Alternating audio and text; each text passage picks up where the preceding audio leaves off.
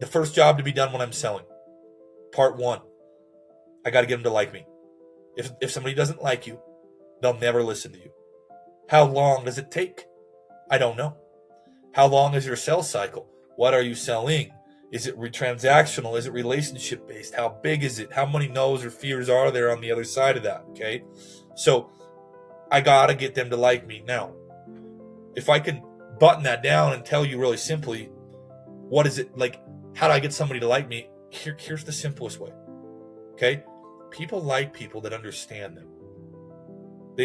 Once somebody feels understood, they seek to understand. So it's not a matter of, wow, I got to get them to laugh. Oh, I got to help them realize that I'm a human being and not a salesman. No. The real job on getting them to like you is, can you show them that you understand them, their situation, drive relevancy at them right off the rip, where you're meeting them where they're at. And then you can add in the laughing and the relationship building and everything else on top of that. And then they're going to be interested to know who you are, what you're doing, why you're there, all those things. But they'll only seek to understand once first understood. Now, I transition into, okay, now what do I do after they like me? Well, listen, here's your pitch. This is the meat and potatoes of to sell. You have an opportunity.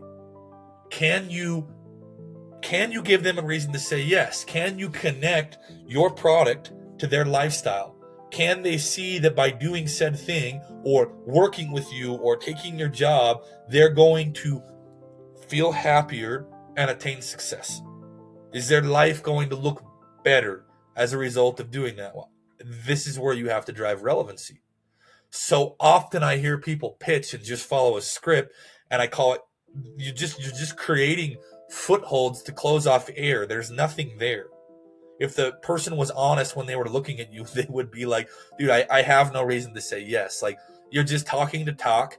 You're stuck on the hamster wheel where you're repeating the same thing over and over again that's not sticking. Or you're doing what I call throwing spaghetti on the wall, that you throw a ton of really broad stuff out there hoping something sticks, instead of driving relevant yeses according to your product to the individual circumstances in front of the person that you're talking to. So profiling becomes very important and necessary. Okay.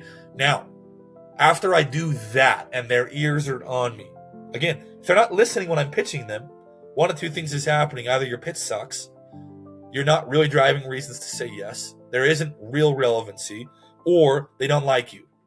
Now, what happens after that is you transition to believe.